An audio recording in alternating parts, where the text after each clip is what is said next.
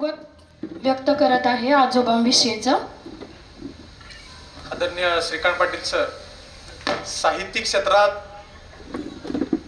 तुम्ही श्रेष्ठ आहातच, परंतु तुमचाच एक शिष्य या व्यासपीठावरती आजोबांविषयीची कृतज्ञता व्यक्त करण्यासाठी उभा आहे। फक्त माझ्यासाठी या ठिकाणी 5 ते 10 मिनिटं वेळ काढा, कारण आदरणीय श्रीकांत पाटील सरांच्या हाताकडूनच आलेला मी एक शिष्य आहे। कारण ज्या ज्या वेळेला राज्यस्तरीय जिल्हास्तरीय वक्तृत्व स्पर्धा असायच्या त्या ठिकाणी आदरणीय श्रीकांत पाटील सर त्या ठिकाणी पर्यवेक्षक म्हणून असायचे। आता तुम्ही म्हणाल आदरणीय श्रीकांत पाटील सर पर्यवेक्षक आहेत म्हटल्यावर नंबर तुलाच, त्यातला भाग नाही, परंतु श्रीकांत पाटील सर ज्या ज्या ठिकाणी असतील त्या ठिकाणी अत्यंत विचारानं प्रत्येक गोष्ट करत असतात। असो, देशाचं व राज्याचं आराध्य दैवत छत्रपती शिवाजी महाराज, भारतीय राज्यघटनेचे शिल्पकार विश्वरत्न डॉक्टर बाबासाहेब आंबेडकर, शिक्षणाचा शुक्रतारा ज्योतिराव फुले, सावित्रीबाई फुले, ह्या देशाचा कणा, या देशाचा अन्नदाता माझा शेतकरी राजा, हा देश जगावा, हा देश चालावा, हा देश सुरक्षित राहावा, यासाठी रात्रंदिवस देशावरती पहारा देणारा माझा सर्व जवान वर्ग, शहीद होणारा माझा जवान वर्ग, यांना मी प्रथमतः विनम्र अभिवादन करतो। ज्यांनी मला जन्म देऊन हे सोनेरी विश्व दाखवले ते प्रथमतः माझे आई वडील, या सोनेरी विश्वावर जगावं कसं, वागावं कसं हे संस्कारमय करून ज्यांनी मला ह्या पृथ्वी तलावर शिकवलं ते प्रथमतः माझे आजी आजोबा, यांना सुद्धा मी वंदन करतो। जी माणसं देहाकडे नजर ठेवून वाटचाल करत असतात ती सतत धडपडत असतात, लोकांच्या दृष्टीने ती धड नसतात, कारण ती सतत पडत असतात, खऱ्या अर्थानं ती पडत नसतात, तर पडता पडता घडत असतात। आणि अशीच कर्तृत्ववान मंडळी, साहित्यिक क्षेत्रातील मंडळी उपस्थित आजचे शुभ हस्ते माननीय अशोकराव जाधव साहेब, सुप्रसिद्ध साहित्यिक, भंगार कादंबरीचे लेखक व सामाजिक कार्यकर्ते इचलकरंजी, आदरणीय BS पाटीलांना, आदरणीय प्राचार्य विश्वास सायनाकर सर, आदरणीय माननीय विलासजी रट्टे साहेब, आदरणीय श्रीकांतजी पाटील सर, आदरणीय शामरावांना, या सर्वच मंडळींचं मी या कार्यक्रमाप्रसंगी स्वागत करतो, यांना सस्नेह नमस्कार करतो। जाधव कुटुंबांच्या आयुष्यामध्ये पैशापेक्षा जास्त जर कोणती संपत्ती आम्ही जर कमवली असेल तर ती तुमच्यासारखी जीवाला जीव देणारी मंडळी, माझ्यासमोर असणारी आदरणीय सर्व मला असणारी ज्येष्ठ मंडळी, मला असणारी वडीलधारी मंडळी, इस्लामपूरवरून आलेली आमच्या आग्रहाखातर माझे सर्व आदरणीय मित्रमंडळ, यांना सुद्धा माझा सस्नेह नमस्कार करतो। यांचं सुद्धा या कार्यक्रमाप्रसंगी मी सहर्ष स्वागत करतो। सर, सुरुवात तर मी आता या ठिकाणी जोरात केली, पण मी प्रथमतः या ठिकाणी श्रेष्ठ ज्येष्ठ विचारवंत साहित्यिक असणाऱ्या मंडळींसमोर मी प्रथमतः या ठिकाणी भाष्य करण्यासाठी उभा आहे। परंतु या ठिकाणी मी डगमगणार नाही, या ठिकाणी अडकळणार नाही, कारण आजोबांच्या शब्दांच्या शिदोरीवर या ठिकाणी मी या व्यासपीठावर खऱ्या अर्थानं उभा आहे। खरं तर जाधव कुटुंबियांसाठी झटत असताना मगाशी आजोबांनी, आदरणीय श्रीकांत पाटील सरांनी सर्व भाषणातून वक्त्यातून सर्व सांगितलं की जाधव कुटुंबांसाठी झटत असताना त्यांना थोडासा शिक्षक पेशा असताना त्यांना थोडस त्यांचं या लेखणीकडे दुर्लक्ष झालं। आता आदरणीय सर्व साहित्यिक क्षेत्रातील मंडळी म्हणतील, जर भुरळसारखी आदरणीय RK जाधव सरांनी म्हणजेच माझ्या आजोबांनी पाठीमागेच जर अनेक साहित्यिक क्षेत्रात जर लेखन केलं असतं तर आज RK जाधव सर हे नाव राज्याच्या काही देशाच्या कानाकोपऱ्यात साहित्यिक क्षेत्रातला एक विचारवंत लोक, एक विचारवंत माणूस म्हणून पोहोचला असतो। परंतु मी मगाशी म्हटल्याप्रमाणे की आदरणीय आमच्या आजोबांना त्या ठिकाणी घराचं असणारं अस्तित्व एक रूप धारण करायचं होतं, त्या ठिकाणी शिक्षक पेशाबरोबर त्यांना चालायचं होतं आणि त्या ठिकाणी त्यांना लेखणीचा विसर पडला। पण जर आदरणीय दिबा पाटील सर जरी त्यांना त्या ठिकाणी लेखणीचा विसर पडला असला तरी त्यांना लागलेली लेखणीविषयीची भुरळ त्यावेळेस त्यांनी विसरली नव्हती, त्याचीच प्रचिती म्हणून तुमच्या आमच्या हातामध्ये आज भुरळ नावाचं पुस्तक हातात येत असताना तुम्हा आम्हास मनस्वी आनंद होत आहे। खरं तर मी आज कुठली भाषणबाजी करणार नाही, कुठलं मनोगत व्यक्त करणार नाही, तर 5 ते 6 महिन्यात आलेलं माझ्याविषयी म्हणजे आजोबा आणि नातू ह्या दोघांच्या सांगड जे असतील त्याविषयी आलेला अनुभव माझ्या मनोगतातून या ठिकाणी व्यक्त करणार। खरं तर 5 ते 6 महिन्यापूर्वी आजोबा मला म्हटले, या ठिकाणी शिवव्याख्याते आदरणीय अरुणजी गोडके सर यांचं या ठिकाणी स्वागत झालेलं आहे। त्या ठिकाणी 5 ते 6 महिन्यापूर्वी आजोबा मला म्हणले की प्रणव मला काहीतरी लिहावंसं वाटतंय। मी तरुण, आजोबा वयस्कर, मी त्या ठिकाणी सहज म्हटलं की आजोबा तुम्हाला नेमकं काय लिहावं असं वाटतंय. तर श्रीकांत पाटील सर मला आजोबांनी उत्तर दिलं की बाळ, धावत्या युगात आणि 21व्या शतकात माणूस पण विसरत चाललाय आणि याच माणुसकीच्या युगात खऱ्या अर्थानं माणुसकीवर विसर पडल्यानंतर मला आठवली ती गावाकडची माती आणि गावाकडची नाती आणि हीच मला माझ्या लेखणीतून उतरवायची आहे. खरं ते आजोबांना म्हटल्यानंतर मी पुन्हा एकदा बोललो की कशाला काहीतरी उतरत्या वयात हे करताय. खर तर उतरत्या वयात काय हे करताय. आजोबांनी बहुतेक हा शब्द उचलून धरला असावा, तर पायातली आग देखील मस्तकात गेली असावी, परंतु एक नातू म्हणून प्रेमाने आजोबांनी मला एक छान असं उत्तर दिलं. बाळ, झाडांना फळ येतात ती परोपकारासाठी, गाई दूध देतात त्या परोपकारासाठी, नदीतून पाणी वाहते ते परोपकारासाठी आणि या सत्यावर पोचलेला प्रत्येक माणूस हा परोपकारासाठी आहे हे विसरू नको. मी समाजाला काही देणं लागतो का या उद्देशाने काम करत राहा, कारण सज्जन माणूस म्हणून जन्माला येणे ही हा योगायोग असतो, परंतु सज्जन माणूस म्हणून मरणे ही आयुष्यभराची कमाई असते आणि आयुष्यभराची कमाई तुझ्या आयुष्यात तुला कमवायची आहे. आजची जर तरुण पिढी बघितली तर पूर्णपणे भरकटते. कट्ट्या कट्ट्यावर चौकात दारू, तंबाखू, सिगारेटची थोतरं उडवते. समाज भरकटत चाललाय, तरुण पिढी भरकटत चालली आहे आणि याच तरुण पिढीचं जर मस्तक सुधारवायचं असेल तर त्याला माझ्यासारख्या एखाद्या लेखकाचा फक्त पुस्तक हा एकच पर्याय आहे आणि म्हणूनच मी ही लेखणीसारखी शस्त्र आज हातात घेतोय. खऱ्या अर्थानं आजोबांचं हे वाक्य ऐकल्यानंतर मला आदरणीय श्रीकांत पाटील सर सांगावंच वाटतं. मी फक्त वयाने त्या ठिकाणी तरुण आणि विचारांनी वयस्कर झाले का काय असं मला त्या ठिकाणी वाटायला लागलं आणि त्या ठिकाणी ठरवलं की काय नाही, आजपासून त्या ठिकाणी आजोबांना मदत करायची. मदत हा शब्द ऐकल्यानंतर मला सुद्धा थोडंसं वेगळं वाटलं, कारण मी कोल्हापूर जिल्ह्यासारख्या रेसिडेन्स स्कूलमध्ये कॉलेजमध्ये त्या ठिकाणी होतो. त्या ठिकाणी आमचे आई वडील जरी शिकले सवरले असले तरी साहित्यिक क्षेत्रात त्यांना फारसं ज्ञान नव्हतं. राहिली ती माझी आजी, आजोबांची अर्धांगिनी, माझी बहीण आणि आमचे बंधुराज. खर तर माझ्या आजीविषयी बहिणीविषयी जेवढं बोलावं तेवढं कमी झालं, कारण आजोबांना पॅरालिसिस सारखे 3 अटॅक येऊन सुद्धा त्या ठिकाणी लिहिता येत नव्हतं. माझी आजी असेल, माझी बहीण असेल, त्यांनी त्या ठिकाणी आजोबा देतील त्या कथांचं त्या ठिकाणी लेखन करायचं. पूर्णपणे त्या लेखन करून झाल्यानंतर आजोबांना कथा दाखवायच्या. सर तुम्हाला सांगतो, रात्री 1-1 वाजेपर्यंत सुद्धा हे शुद्ध लेखन बसण्याचं काम माझ्या बहिणीने आणि माझ्या आजीने केलं आणि ते 1-1 वाजता लागलेली मग त्यांना भुरच मला त्या पुस्तकामार्फत कळाली.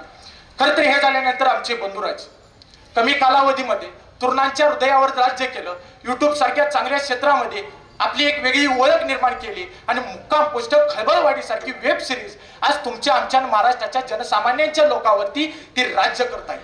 आदरणीय बंधुराजेंनी प्रतीक जाधव त्यांनी आजोबांकडूनच घेतलेली फोटो सारखी चांगली आवड जोपासत आजोबांना प्रत्येक त्या ठिकाणी असणाऱ्या कथेचं टायपिंग करून ते आजोबांपर्यंत पोचवत 12 कथेंचं 12 टायपिंग करून 12 कथेंची ती भुरळ कथा आमच्या आजोबांच्या हाती दिली. यानंतर आमचे आजोबा या साहित्यिक क्षेत्रात नौके. खर तर या ठिकाणी सावलीप्रमाणे ज्यांनी साथ दिली, सावलीप्रमाणे त्यांनी ज्यांनी मार्गदर्शन केलं, कारण आम्ही वेळोवेळी आदरणीय दिबा पाटील सरांची गाडी घ्यायचो, भेट घ्यायचो. त्या ठिकाणी असणाऱ्या प्रत्येक चुका सांगायचे, काय अजून बदल करा येतोय का ते सांगायचे. त्यांनी सांगितलं ते आदरणीय कादंबरीकार दिबा पाटील सर, आदरणीय रंगराव बापू पाटील, सिमी अभिनेते आदरणीय विलास रक्ते साहेब, आदरणीय प्राचार्य विश्वास सायनाकर सर, आदरणीय उद्धव गोडसे सर, आदरणीय अरुण गोडके सर, आदरणीय श्रीकांत पाटील सर, ह्या सर्वच मंडळींनी त्या ठिकाणी आम्हाला लागमोलाची मदत केली. खरं तर सर या 5 ते 6 महिन्यात मी आजोबांबरोबर फिरत होतो. गावामध्ये जायचो, काहीतरी कार्यक्रम असायचा, आजोबा आपुलकीने सांगायचे माझं या 2 ते 3 महिन्यामध्ये पुस्तक प्रकाशन होईल. खरं तर सर या सर्व आपुलकीच्या माणसांमुळेच हा कार्यक्रम आज या ठिकाणी मोठ्या प्रमाणात होत आहे. कारण 26 जानेवारीचं नियोजन केलं, परंतु त्या 26 जानेवारीला कोरोनाचा प्रादुर्भाव होता, त्यामुळे ते त्या ठिकाणी बंद केलं आणि नंतर मग ठरवलं की काय नाही 19 फेब्रुवारीचं त्या ठिकाणी औचित्य साधायचं, शिवछत्रपतींचे विचार तुमच्या आमच्या मनामध्ये पोचावे, त्यासाठी ही तारीख डिक्लेअर केली आणि 19 फेब्रुवारीला आम्ही त्या ठिकाणी ही तारीख डिक्लेअर केल्यानंतर ह्या तारखेला कार्यक्रम घ्यायचा असं ठरवलं. परंतु ज्यावेळेस आम्ही माणसांपर्यंत पोहोचायचं, आजोबा भेटायचे, आपुलकीची माणसं यायची, बसायची, बोलायची, की खरंच ही माणसं आम्हाला आपुलकीची लाभली, ती सर्वच आदरणीय मंडळी. मग त्यांना भेटल्यानंतर हे जीवन किती सुंदर आहे कळालं. आणि मग श्रीकांत पाटील सर मला एक कुसुमाग्रजांची वळ आठवते. अनंत मरणे झेलून घ्यावी इथल्या जगण्यासाठी, इथल्या पिंपळ पानावरती अवघे विश्व तरावे, कालोकाच्या दारावरती नक्षत्रांच्या वेली, 6 ऋतूंचे 6 सोये इथे बहरावे, आणि या जगण्यावर या जन्मावर शतदा प्रेम करावे. आणि हे जगणं काय असतं, जीवन काय असतं, हे या माणसांना भेटल्यानंतर कळावं.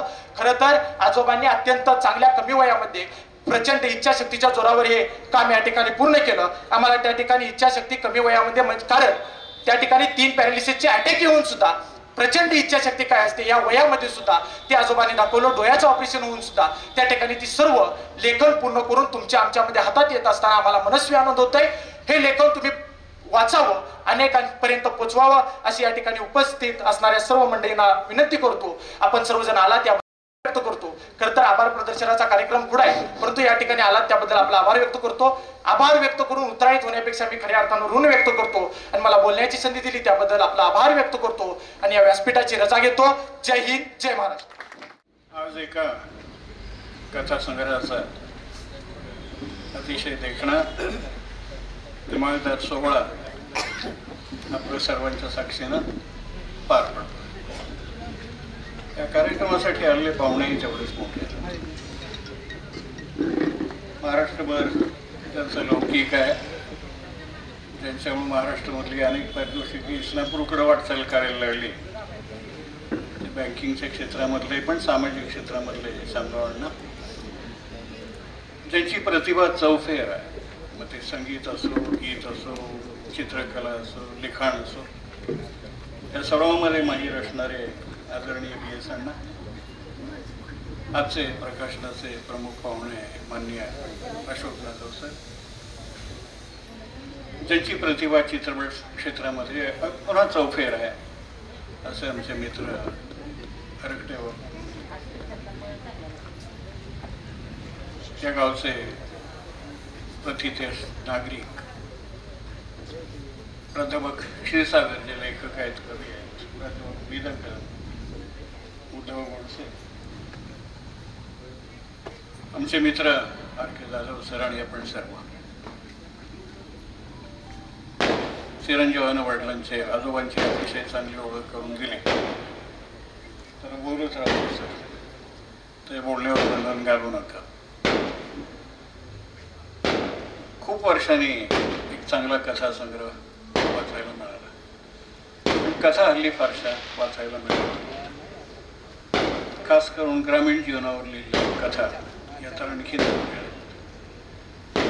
हा योगायोग आहे की आम्ही सगळे अक्षर कॉलनीमध्ये राहतो आणि बरीचशी अक्षर कॉलनी आज इकडं कामेरीमध्ये आले, हे तितकं सत्य. कथासंग्रह वाचताना पुन्हा एकदा माझ्या गावामध्ये गेलो. तिकडची माणसं आठवायला लागली, तिथलं वातावरण आठवायला लागलं आणि याच्यामध्ये पूर्वीच्या खेळाचं सगळं वातावरण आहे. हे चांगलं आहे की ते कामेरीचे अर्थात कुठले असते ते दिवानी मदत केलीच असती प्रकाशनाला. दिवांचं एक वैशिष्ट्य आहे, म्हणजे कामाख्या देवी साहित्य मंडळ अतिशय रसरशी जिवंत काम करणारे सातत्यानं उपक्रम चालू असतात आणि आपल्याबरोबर बाकीचे लेखक उभे करावे ही त्यांच्यामधली उर्मी महत्वाची. त्यामुळे ते RK जाधवांच्या पाठीशी उभे राहिले. हा कथासंग्रह माझ्याकडे परीक्षणासाठी आणला होता आणि त्या प्रस्तावनेमध्ये मी लिहिलेलं आहे की धडकी नावाची कथा मला कमालीची आवडते, अतिशय जमलेली कथा आहे. कदाचित एखादा छोटा चित्रपट देखील त्याच्यावर चांगला तयार होतो, चांगले दिग्दर्शक असेल तर. म्हणजे सगळं वातावरण बघताना खेड्यामधली माणसं, त्यांचा बेरकीपणा, त्यांच्यावरली स्पर्धा, लहान मुलांमधली ईर्षा, हुमदांडगी माणसं, बाकीच्यांना ताप देणारे शाळेतले विद्यार्थी. कथा वाचताना आपल्याला वाटतं चांगलं विजयी होणार का वाईट विजयी होणार, नाहीतर सगळं आयुष्यात चांगल्या आणि वाईटामधलाच संघर्ष आहे आणि आपल्याला चांगल्याचं चांगलं झालं वाटतं, वाईटाचं वाईटच व्हायला पाहिजे. या सगळ्या कथा अशा आहेत की ज्याच्यामध्ये चांगली माणसं विजयी होतात. एक समाधानाचा भाग शेवटी आपल्याला बघायला मिळेल. मी लिहिले त्याच्यामध्ये धडकीसारखी कथा ही कमालीची चांगली. ते पत्नीवरनं पती काय असू शकेल याची कल्पना येते. त्या घरामधला एक याचा खांब आहे, तो एका दगडावर ठेवलेला आहे आणि आलेल्या पाहुणा बैठकीतून चालला आहे, त्याचा पंखा त्या खांबाखाली असतो दगडाच्या. जेवण झाल्यावर उठताना त्याला ते की उचलतंय. शेवटी ती बायको समोर आली, बनूबाई आनंदची बायको. तिने एका हातानं ते खांब उचललं सगळं. ते बघितल्यानंतर आलेल्या पाहुण्यांच्या लक्षात आलं आपण शहाणं व्हावं, कारण या गावातली बाई जर एवढी समर्थ आहे, तिचा नवरा काय असेल, गावातली माणसं काय असेल. ज्या हेतून तो आलेला असतो तो हेतू संपूर्ण पराभूत होतो, फटफजिती होते आणि पराजित झालेल्या माणसाला परत जायला लागतं. हे पूर्वीच्या काळामधले बलदंड माणसं, नीतिवान माणसांचं गाव असणारी माणसं ती त्यांच्या नाटकांची फजिती नेहमीच ठरली असते. अशा सगळ्या स्वरूपाची माणसं आपल्याला बघा. भूतं येतं ही हल्ली आपल्याला काही दिसत नाहीत. लाईट आली आणि ही सगळी भूतं पसार झाली, पण त्यांच्या कथेमधली भूतं आपल्याला जाणवतात, त्यांचं अस्तित्वही जाणवतं. पण ती चांगली भूत आहेत, चांगल्याच्या पाठीशी राहणारी. त्यामुळे माणसं असोत की भूतं असोत, ही चांगली सगळी चांगल्याची वस्ती त्यांच्या कथा संग्रहामध्ये आहे. मला खास करून त्यांच्या चित्रकाराचं कौतुक करायचं. कथा तर चांगलंच आहे, पण अतिशय बोलकी चित्र आहे. पुढे अगदी मुखपृष्ठावरचं चित्र नव्हे, तर आतली कथांच्या वरची चित्र देखील अतिशय बोलकी आहेत. ती बघितल्यानंतर आपल्या लक्षात येतं की काय स्वरूपाच्या कथा असू शकतील. त्यामुळं ज्याला आपण चित्रपट शैली म्हणतो, शब्दचित्र उभं करण्याची ताकद ती सरांच्या मध्ये आहे. त्यामुळे ते वातावरण आपल्या डोळ्यासमोर उभं राहतं आणि आपला परिवार सगळा पसारा विसरून आपण त्या कथांच्या मध्ये रममाण होतो. एवढी ताकद त्याच्यामध्ये आहे. त्यामुळे सगळ्यांनी वाचावा असा कथासंग्रह आर के जाधवांनी ज्या परिस्थितीमध्ये ते होते, आजार, कोरोना, मला वाटतं कोरोनाचे आभारच मानायला लागतील. कारण एरवी तुम्ही एका जागी बसून लिहिलं नसतं. त्यामुळे कोरोनामुळे जगात एकमेव चांगली गोष्ट जर घडली असेल तर आर के जाधवांचा भुरळसारखा कथासंग्रह आला, जो तुम्हाला मला भुरळ घालील. पुन्हा एकदा त्यांचं मनपूर्वक अभिनंदन करतो. एवढ्यावर थांबू नका, इथून पुढे लिहित चला. आपल्या सर्वांना सदिच्छा. धन्यवाद. धन्यवाद सर. शब्द मान्यवरांचे हे शब्द सदैव आमच्या काळजात राहतील असा विश्वास मी श्रोत्यांच्या वतीने व्यक्त करते. आणि यानंतर माननीय BS पाटील अण्णा यांना मी विनंती करते की त्यांनी आपलं मनोगत व्यक्त करावं. सरांच्या कथा संग्रहालयाच्या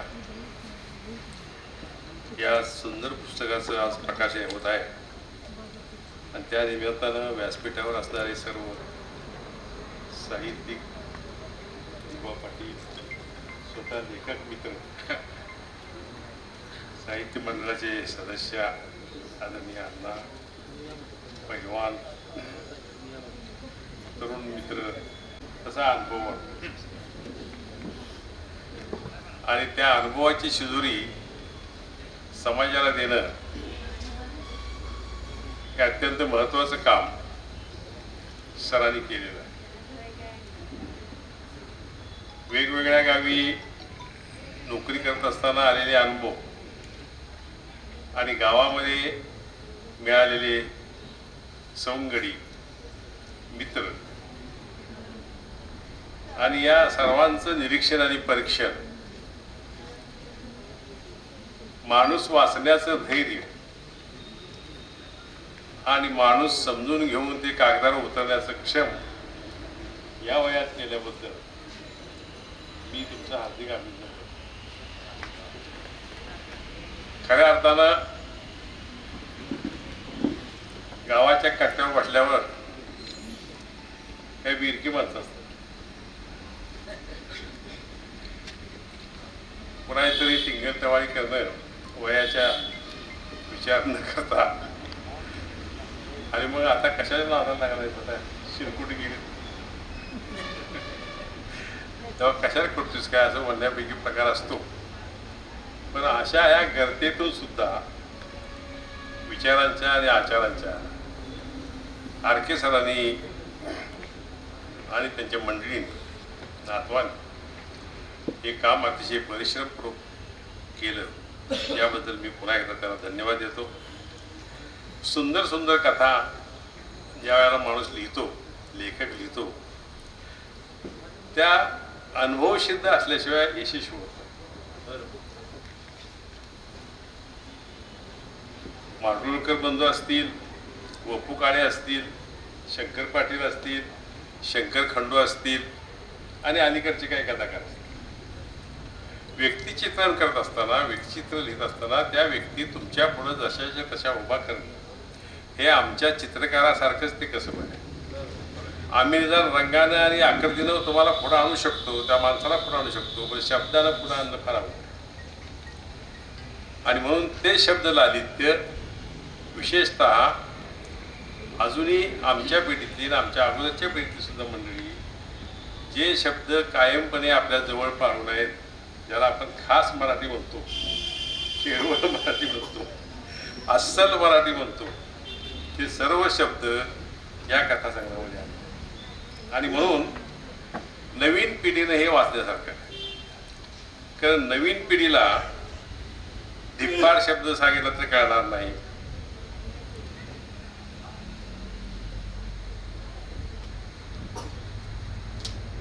सायकलची कथा, शेवटची ओढ, भूताचं देणं, ह्या गोष्टी आहेत ना, ह्या गोष्टी आता अनुभवसिद्ध राहिलेल्या नाही. आता मुलांना सुद्धा सायकली चांगल्या आल्या, चांगल्या मिळाल्या, लाख लाख रुपये सायकल किमती झाल्या. तुमच्या सायकलची किंवा फोक सेवन असणार, हवा वेळ तेव्हा अशा सायकली चालवण्यामध्ये जे रहस्य होतं आणि सगळ्या गावाकडून हास्य करून घेतलं ती आपण अनुभवलेली आहे. ते अनुभव सिद्ध लिखाण झाल्याशिवाय लोकांना ते आपापलं वाटत नाही. हा प्रत्येक माणूस बरं का, मग ते समजुतीचा घोटाळा असेल, टेररचं नाटक असेल, चांडाळ चौकटीत मी सांगितलं त्या पद्धतीची असेल, ही सगळी माणसं उभा करण्याचं काम हे अतिशय चपखल शब्दामध्ये, गावगुंडी गावरानी शब्दामध्ये केलेलं आहे. आणि हे शब्द आपल्या नवीन पिढीला माहीत नाही. इर्जाक माहीत नाही, म्हणजे अनेक शब्द आहेत असे की त्याला अडचण आहे. आणि म्हणून नवीन पिढीला ह्या गोष्टी माहीत झाल्याशिवाय ती या संस्कृतीशी एकरूप होणार नाही. आणि म्हणून या दृष्टीनं हे पुस्तक मी अत्यंत महत्त्वाचं मानतो. या लिखाणाच्या पाठीमागची अत्यंत चांगली भूमिका सायनाकर सरांनी सांगितली आणि ती अत्यंत महत्त्वाची आहे. म्हणून शेवटची ओढ तुमचं शेवटची कथा आहे, फार चांगली. म्हणजे ती कथा वाचल्यानंतर माणसाच्या भावना या उल्लसित तितक्याच त्या ह्याच्यापर्यंत जातात. आणि म्हणून लेखकाचं यश कशात आहे? लेखकाचं यश हे लिखाणातल्या पुस्तक चांगलं देण्यामध्ये, पुस्तक सुबक देण्यामध्ये मुळीच नाही, त्यानं दिलेल्या शब्दसाहित्याच्या अलंकाराच्या भाषेमध्ये त्या पुस्तकाचं मोठेपण लपलेलं आहे. आणि ते मोठेपण जाधव सरांनी नक्की मिळवलेलं आहे असं मला वाटतं. आपल्या सर्वांच्या वतीनं मी त्याला धन्यवाद देतो. थांबतो. जय हिंद, जय. दान दिलेली तुमची ओंजळ कायम ओसंडत वाहत राहो. यानंतर माननीय शामराव पाटील यांना मी विनंती करते की त्यांनी आपलं मनोगत व्यक्त करावं.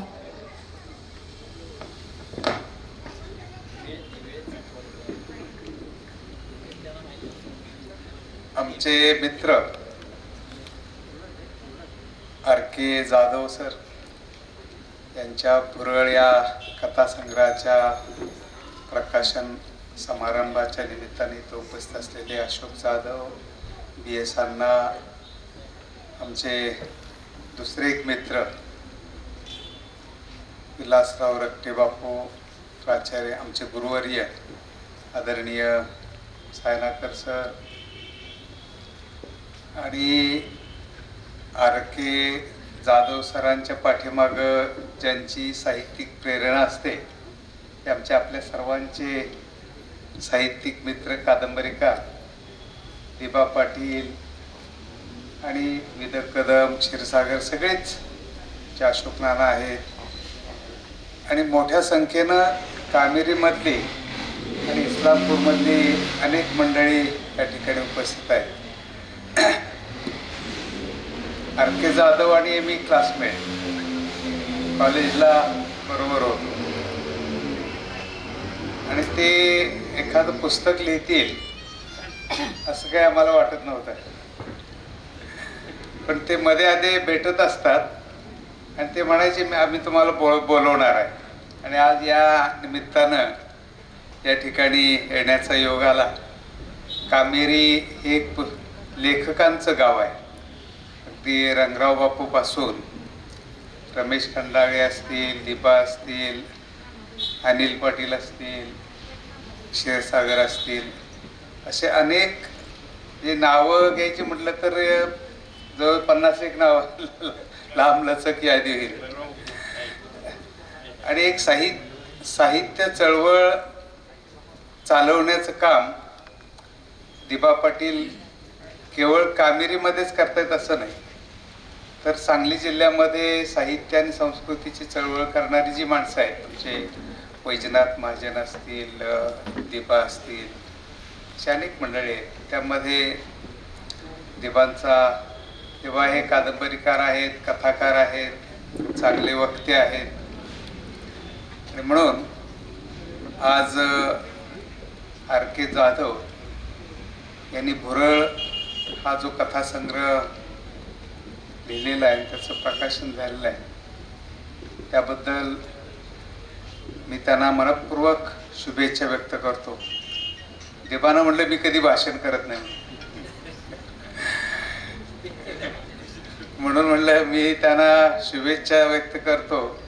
आणि लेखकांना सतत काहीतरी लिहिलं पाहिजे, प्रकाशित झालं पाहिजे अशातला भाग नाही. लिहिल्यानंतर मग ते प्रकाशित होत असतं, नाही झालं तरी सुद्धा त्याचा एक आनंद मिळत असतो. आणि म्हणून मी या प्रसंगी वेळ खूप झालेला आहे, आर के जाधव यांना माझ्या वतीनं मनपूर्वक शुभेच्छा व्यक्त करतो आणि त्यांच्या हातून आणखी साहित्यकृती यावीत अशी अपेक्षा व्यक्त करतो आणि थांबतो. जय हिंद, जय महाराष्ट्र. धन्यवाद सर. साहित्य मंडळ यांच्या वतीने आयोजित करण्यात आलेल्या भुरळ या कथासंग्रहाचा या ठिकाणी प्रकाशन सोहळा या ठिकाणी झालेला आहे. या प्रकाशन सोहळ्यासाठी मला उपस्थित राहण्यासाठी खरं तर नवनाथ गोरेंचं फार या ठिकाणी आभार मानावं लागेल की नवनाथ गोरेंनीच या ठिकाणी सांगितलं की हा कार्यक्रम आहे आणि जाधव सर तुम्हाला जावं लागेल. आणि दिबा पाटील सरांनी मला फक्त सांगितलं की सर तुम्हाला यावं लागतं. मी सरांना सांगितलं की येतो, काही अडचण नाही. खरं तर आर के जाधव सरांचं जे कथासंग्रह आहे भुरळ, की मला सुद्धा या ठिकाणी भुरळ निर्माण झाली की अशा प्रकारचं हे कथासंग्रह आहे. आणि ही कथासंग्रह, या कथासंग्रहामध्ये या ठिकाणी जे निसर्ग आहे त्या निसर्गाला आपलंसं मानून की निसर्ग आपला आहे, निसर्ग हा परका कोणी नाही. या निसर्गामध्ये असणारा जो काय माणूस असेल, पशुपक्षी असेल, झाडं असतील, डोंगर असतील, नद्या असतील, याला आपण वाचल्याशिवाय आपल्याला साहित्य निर्माणच करता येत नाही. हे भुरळ वाचल्यानंतर मला या ठिकाणी कळालं. खरं तर जाधव सरांनी हा कथासंग्रह इतका छान लिहिलेला आहे की कथासंग्रहाची वाचनाची सुरुवात केली की शेवटपर्यंत ती कथा काय आहे, ज्यावेळी आपण शेवटचं शब्द वाचतो तोपर्यंत आपल्याला ते कळत नाही. असं हे कथासंग्रह असायला पाहिजे. नाहीतर लोक काय करतात, लिहितात, लिहायचं म्हणून लिहितात, परंतु ते लिहित असताना आपलं कोण, त्यांचं कोण, हे कोण, ते कोण हे विचार न करता ते लिहित असतात. परंतु जाधव सरांनी या ठिकाणी हे कथासंग्रह लिहिलेलं. या कथासंग्रहामध्ये सर्व आपलीच माणसं, आपलंच गाव, आपलं शिवार केंद्रबिंदू मानून या ठिकाणी लिहिण्याचा प्रयत्न केला. खऱ्या अर्थानं याला साहित्य म्हणायचं असतं. आणि हे करत असताना ते माणुसकी म्हणून काय असते की स्त्रियांना कशा प्रकारची वागणूक दिली जाते, पुरुष कशा पद्धतीने या ठिकाणी वागतो, कोणत्या पद्धतीने आपण वागलो तर काय परिस्थिती निर्माण होईल, याचा सुद्धा अंदाज या भुरळमध्ये या ठिकाणी दिलेला आहे. आणि म्हणून की खरोखर जो भुरळ वाचेल ना त्याच्या जीवनामध्ये आनंद निर्माण झाल्याशिवाय या ठिकाणी राहणार नाही असं मला या ठिकाणी वाटतं, कारण वेळ फार झालेला आहे. आणि या भुरळ या कथेमध्ये जाधव सरांनी भटक्यांचा उल्लेख वारंवार या ठिकाणी केलेला आहे. खरं तर मी पण एक भटक्या जाती जमातीतला आहे आणि मी सुद्धा जसं हे भटक्या जाती जमातीची पाला असायची तसे माझी सुद्धा पाला असायची की मला एका गावामध्ये राहता येत नव्हतं. 4 दिवस या गावामध्ये 4 दिवस त्या गावामध्ये, त्या ठिकाणची परिस्थिती काय आहे, त्या ठिकाणचं जीवन काय आहे हे मी स्वतः अनुभवलेलं आहे. आणि त्याच्यावर भंगार नावाचं मी पुस्तक लिहिलेलं आहे. 1600 पानाचं ते पुस्तक आहे. ते पुस्तक लिहिण्यासाठी मला 14 वर्षे लागलेले आहे. तुम्हाला सांगायचा उद्देश असा आहे की पुस्तक लिहिणं सोपं नाही आहे. आपल्याला वाटतं की मी पुस्तक लिहीन, अमुक लिहीन, हे तमुक लिहीन, हे नाही. तसं होत नाही. पुस्तक लिहायचं जर असेल तर आपल्याला फार या ठिकाणी कष्ट करावं लागतं. खरं तर जाधव सरांनी संकटावर मात करून हे पुस्तक लिहिलेलं आहे. कोरोनाचा संकट असताना देखील, पॅरालिसिसचा अटॅक आलेला असताना देखील त्यांनी कशालाही न जुमानता त्यांनी संकटाला मित्र मानलं. आणि संकट हे आपले मित्र आहेत. आपल्याला ते सावध करतात की तुम्ही एक काम करा, आणि ते काम करण्याचं काम जाधव सरांनी या ठिकाणी केलेलं आहे. आणि हे करत असताना की भटक्यांचा उल्लेख केला म्हणून मी या ठिकाणी सांगतो की कामेरी सारख्या गावामध्ये सुद्धा मी माझी पाला असायची. कामेरीतच नव्हे, संपूर्ण महाराष्ट्रभर मी फिरलेला माणूस आहे, कर्नाटकात फिरलेला माणूस आहे. आणि अशा या भटक्या स्वरूपामध्ये शिक्षण घेत असताना, कारण शिक्षण म्हणजे काय माहितीच नाही, आणि त्यावेळी की ज्या गावामध्ये 4 दिवस आम्ही राहायचं त्या ठिकाणी आम्हाला लोक चोर म्हणून समजायचे. त्यातूनही मार्ग काढून आम्ही पुढच्या गावाला जायचं. पोलीस पाटील आम्हाला पत्र द्यायचे की या लोकांनी चोरी केलेली नाही तर दुसऱ्या गावामध्ये आम्हाला राहायला द्यायचं. आणि अशा स्वरूपामध्ये काम करत असताना की मलाही त्यावेळी वाचनाची भुरळ पडली. आता त्यावेळी भुरळ म्हणजे काय मला माहिती नाही, पण आत्ता कळालं हे भुरळ म्हणजे काय. आणि मला वाचनाची भुरळ पडली आणि उकिरड्यावर टाकलेला, कारण उकिरड्यावर भंगार गोळा केलेला मी माणूस, उकिरड्यावर टाकलेला अन्न खाल्लेला मी माणूस, आणि उकिरड्यावर पडलेलं जे कागद असेल तो वाचणारा मी माणूस. आणि या वाचनातूनच मला प्रेरणा मिळाली. मी शिकत गेलो आणि शिकत थोडंसं 6वी 7वी मध्ये मी गेलो. माझ्या बहिणीला पण मी शिक्षणामध्ये घातलं. बहीण त्यावेळी 7-8 वर्ष होती. बहिणीचं लग्न ठरलेलं होतं, पण लग्नाला मी विरोध केला. बहिणीलाही मी शिकवत गेलो आणि आम्ही दोघंही बहीण भाऊ, कारण घरातून बाहेर काढलं, स्त्रीला शिक्षण द्यायचं नाही भटक्या जाती जमातीमध्ये, आणि बहिणीला घरातून बाहेर काढलं. दोघंही आम्ही मंदिरामध्ये राहून भीक मागून शिक्षण पूर्ण केलं. मी शिक्षक झालो, मी BEd करून शिक्षक झालो, आणि आज माझी बहीण MBBS होऊन DGO झाली. विचार करा की माणूस वाचल्यानंतर माणूस कुठल्या ठिकाणी जाऊ शकतो याचं उदाहरण द्यायचं होतं, म्हणून मी माझ्या बहिणीचं आज या ठिकाणी उदाहरण दिलं. आणि भंगार गोळा करणारे जे मुलं आहेत त्यांना चोर म्हणून पोलीस धरून नेत असायचे, त्यांना सुद्धा शिक्षणाच्या प्रवाहामध्ये मी आणण्याचं काम केलं. 60 भंगार गोळा करणारी 60 मुलं आज माझ्याकडे आहेत. त्यांना शिक्षण देण्याचं काम, कारण सरांनी सुद्धा त्या कोकणामध्ये शिक्षण देण्याचं काम केलं. खरं तर सरांचं कौतुक करावं तितकं थोडंच आहे. आज शिवजयंतीचं औचित्य साधून सरांच्या पुस्तकाचं या ठिकाणी प्रकाशन झालं. खरोखर मी एक भाग्यवान आहे की या दिवशी सरांच्या पुस्तकाचं प्रकाशन माझ्या हस्ते होतं. आणि अशा पद्धतीनं की 60 मुलं पोलीस असं धरून न्यायचे, त्यांना आम्ही आणायचे. आणि माझ्याच पत्र्याच्या शेडमध्ये 40 वर्ष मी पत्र्याच्या शेडमध्येच राहत होतो, स्वतःचं घर नव्हतं. आणि त्या पत्र्याच्या शेडमध्ये मी त्या मुलांना ठेवून त्या मुलांचा अभ्यासिका वगैरे सुरू केली. आणि आज एक डॉक्टर आहे, एक इंजिनियर आहे, वकील आहे, आणि एक मुलगी जज आहे. म्हणजे काही नसताना जर हे मुलं, कारण थोडंसं आपण त्यांना सांगितलं की हे असं आहे तसं आहे, थोडीशी पुस्तकं त्यांना वाचायला दिली, कारण पुस्तकं दिल्याशिवाय मस्तक हे घडतच नाही. आपण कितीही जरी प्रयत्न केला, मला मार्गदर्शन करा, अमुक करा तमुक करा, कोणीही तुम्हाला मार्गदर्शन करणार नाही. तुमचे मार्गदर्शक ही पुस्तकच असणार आहे. आणि अशा पद्धतीनं की खरंच की या भुरळच्या निमित्तानं मला या ठिकाणी तुम्ही बोलवलात, कारण वेळ फार झालेला आहे. मला पण वाटतंय की कुठं थांबायचं आहे. आणि भुरळच्या निमित्तानं मला या ठिकाणी आपण कामेरी केलं गावाने, कारण कामेरी हे गाव साहित्यिकांचं गाव म्हणून ओळखलं जातं. आणि मी माझं भाग्य समजतो की एक उकिरड्यावर भंगार गोळा करणारा माणूस आज या पुस्तक प्रकाशनाचा प्रमुख पाहुणे म्हणून या ठिकाणी येतो. मला या ठिकाणी अतिशय आनंद होतो. आणि त्याच पद्धतीनं की तुम्हीही भुरळ ही कथासंग्रह वाचा.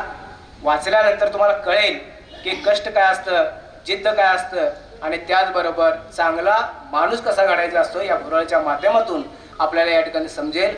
या ठिकाणी मी दिबा पाटील सर असतील, त्याचबरोबर आमचे आडनाव बंधू म्हटलं तरी काय हरकत नाही, की जाधव सर असतील यांना या ठिकाणी सुयश चिंतितो की तुम्ही अजूनही इथून पुढे असं लेखन करत चला की त्याची प्रेरणा आम्हाला पुन्हा आणि मिळव. या ठिकाणी मी थांबतो. जय हिंद, जय महाराष्ट्र, जय शिवराय. पुस्तक लिहिणं ही काही सोपी गोष्ट नाही. पुस्तक लिहिणं ही काही सोपी गोष्ट नाही. याकरिता अनेक संकटांना सामोरं जावं लागतं. ही गोष्ट एक जिता जाणता लेखकच जाणू शकतो. हे छान समजून दिलं. धन्यवाद सर. माननीय R.K. जाधव सरांनी लिहिलेला भुरळ हा कथासंग्रह नक्कीच आपल्या मनालाही भुरळ घालेल आणि म्हणूनच लेखकांसाठी या ओळी. खुद से ही हो जाए मोहब्बत, खुद से ही हो जाए मोहब्बत, कुछ ऐसा इजाद करे, खुशनुमा ख्यालों से दिल को अपने आबाद करे. सारे झगड़े फसाद छोड़ के जी ले ऐसी जिंदगी, सारे झगड़े फसाद छोड़ के जी ले ऐसी जिंदगी, कल ना रहे तो पंछी भी हमको चहक चहक कर याद करे, कल ना रहे तो पंछी भी हमको चहक चहक कर याद करे. यानंतर कार्यक्रमाचे आभार प्रदर्शन करण्यासाठी मी रमेश खंडागळे सरांना विनंती करते. या कामेश्वरी साहित्य मंडळ कामेरी आयोजित R.K. जाधव यांच्या लेखणीतून साकारलेल्या भुरळ या कथासंग्रहाच्या प्रकाशनानिमित्त आज इथं उपस्थित असणारे सुप्रसिद्ध साहित्यिक अशोक जाधव सर, त्याचबरोबर या कार्यक्रमासाठी नेहमीच कामेरच्या सर्व साहित्य संमेलनाला जे हजर असतात ते ॲडव्होकेट B.S. पाटील अण्णा, प्राध्यापक शामराव पाटील अण्णा, प्राचार्य विश्वास सायनाकर, विलास रत्ते, त्याचबरोबर आत्ताच कामासाठी म्हणून गेलेले डॉक्टर श्रीकांत पाटील आणि या कार्यक्रमासाठी सर्व मान्यवर उपस्थित राहिले. कार्यक्रमाला बराच वेळ झालाय, सगळ्यांचा नामोल्लेख मी करत नाही, तरी पूर्ण या कार्यक्रमासाठी आपला वेळ देऊन गेली 2-2.5 तास प्रत्येकजण इथं थांबला आणि हे विचार ऐकून घेतले, त्याबद्दल सर्वांचा आभार मानतो. आणि या कार्यक्रमानंतर प्रत्येकानं इथं भोजन केल्याशिवाय कोणीही जाऊ नये अशी त्यांना विनंती करतो. धन्यवाद.